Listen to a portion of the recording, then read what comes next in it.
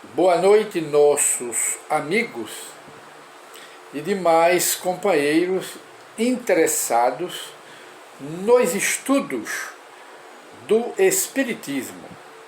Voltamos a apresentar uma nova edição do programa Encontro com o Espiritismo. E consultamos aqui o nosso e-mail e encontramos algumas perguntas de pessoas interessadas nos estudos do Espiritismo. E este senhor, que diz que é novato no Espiritismo e gostaria de alguns esclarecimentos devido aos estudos deles nas obras de Allan Kardec. E então ele faz uma pergunta. A primeira pergunta que ele nos faz aqui, ele pergunta: um espírito reencarnado em outro planeta, em outro mundo, ele pode se comunicar aqui na Terra? Pode sim. E Allan Kardec relata alguns casos dessa natureza, de comunicações de espíritos que estão habitando em outro planeta, e se comunicar aqui na Terra, porque para os espíritos, sobretudo para espíritos de uma certa elevação espiritual, não existem barreiras para eles. O universo é livre para os espíritos. Eles podem estar habitando em outro mundo e serem convidados para darem comunicações aqui na Terra. Da mesma forma que eles podem, os daqui da Terra, serem solicitados, convidados, evocados, no caso, para darem comunicações, em aparecerem em outros mundos e outros planetas. Porque para os espíritos o universo é furado.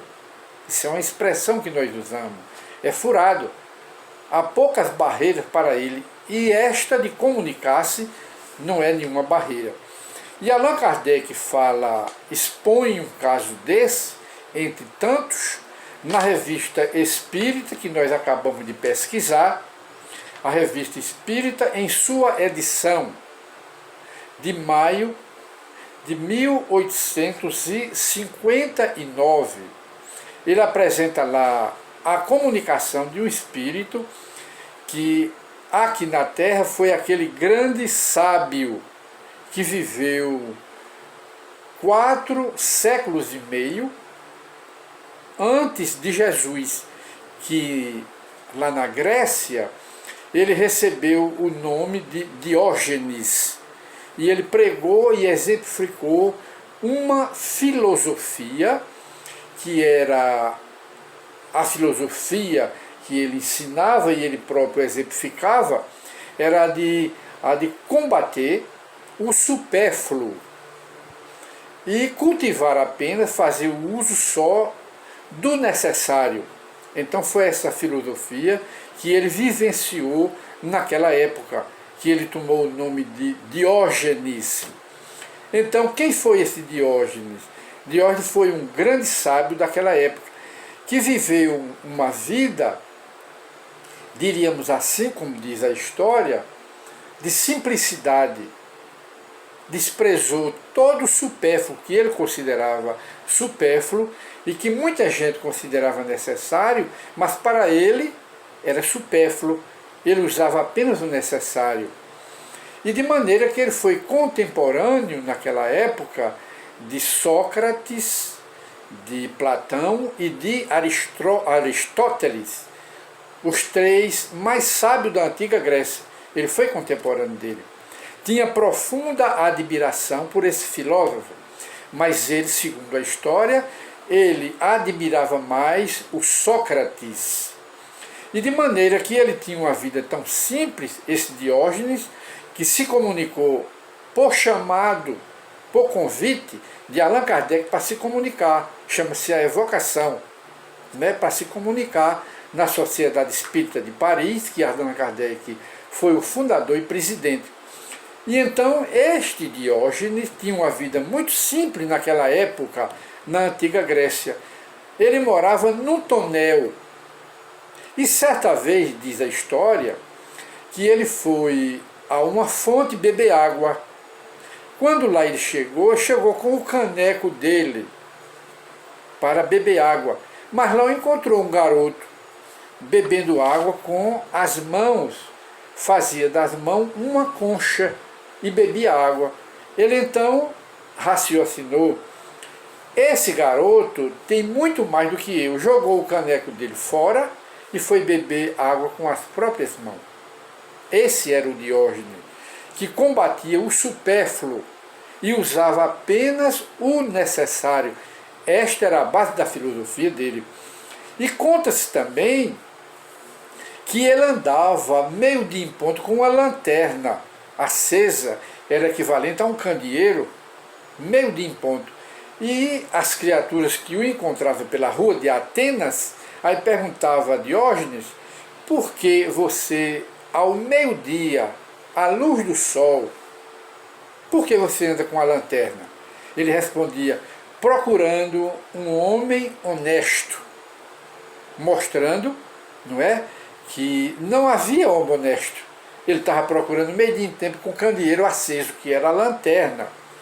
E conta-se também que ele certa vez saiu de dentro do tonel, estava fazendo sol, e ele se sentou no paralelepípedo da rua de Atenas e ficou ali recebendo a luz do sol, os raios da luz do sol. E nisso, na frente dele, chega Sua Majestade Alexandre o Grande, que foi o maior conquistador daquelas épocas. Era filho de Filipe da Macedônia, que era outro rei também, era o pai dele. E ele chegou com os seus generais a cavalo na frente de Diógenes. E ele perguntou: Diógenes, que queres? E convidou até Diógenes para ser professor de filosofia, professor de cultura dos filhos dele, lá em Alexandria, que ele era o rei de Alexandria. Alexandre, muito jovem, morto naquela época. E então ele olhou para Alexandre. Alexandre perguntou o que era que ele queria. Aí ele olhou para Alexandre e disse: Senhor, por favor, não me prives daquilo que não me podes dar. E o que era que Alexandre estava privando o sábio de lhe dar? Da luz do sol. Era isso que ele queria. Não queria mais outra coisa. Alexandre perguntou se ele queria isto ou aquilo, ofereceu as grandes vantagens. Ele disse: Senhor, por favor, não me prive daquilo que não me podes dar, que era a luz do sol, que estava transmitindo o seu raio para ele, já que Atenas naquele dia estava um pouco fria. E de maneira que era esse Diógenes que Allan Kardec convidou, não era?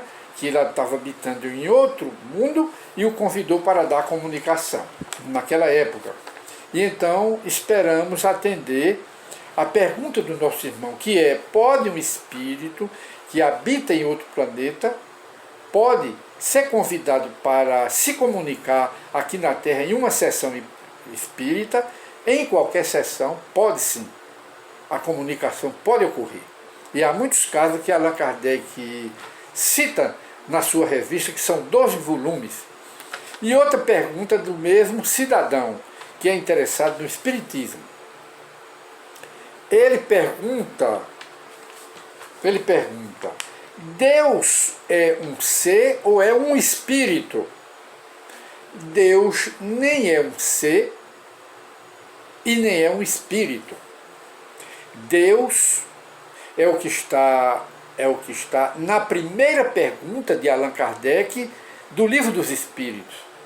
Allan Kardec abre o Livro dos Espíritos com a primeira pergunta: que é Deus? E os Espíritos respondem: Deus é a inteligência suprema do universo e causa primária de tudo e de todas as coisas. Este é o Deus. E, portanto, diante dessa resposta, que é para atender a pergunta do nosso cidadão, aí nessa resposta está mostrando que Deus não é um ser e nem é um espírito, é a inteligência suprema do universo, causa primária de tudo e de todas as coisas. E então, meus prezados amigos e companheiros, apenas para acrescentar essa segunda pergunta do nosso irmão, não é? Deus está na natureza. Deus é o criador do universo, não é o acaso, porque os ateus e os materialistas, eles pregam, acreditam que tudo foi criado pelo acaso. O acaso criador. Não existe acaso na natureza. No universo, tudo tem suas causas. Deus criou o universo. Deus é a inteligência suprema do universo, que o único criador que não teve começo e nem terá fim. Logo, ele é eterno, porque ele é a inteligência do universo. Está presente no universo, vê tudo, mantém toda a sua criação, assiste todos os seres que ele criou, mantém a todos. Deus está no universo, que é sua criação, mas não é o próprio universo. Nem o universo é o próprio Deus. A natureza, Deus está presente, mas a natureza não é Deus, e nem Deus é a natureza. E, no entanto, ele é o criador de tudo, de todas as coisas. Está presente, é presença única e ciência única no universo. E de maneira que chegamos ao final do nosso programa, Encontro com o Espiritismo, atendendo essas duas perguntas. Hoje o nosso programa se resume nessas perguntas. E voltaremos com uma nova edição do programa Encontro com o Espiritismo. Aguardem, e muita paz para todos.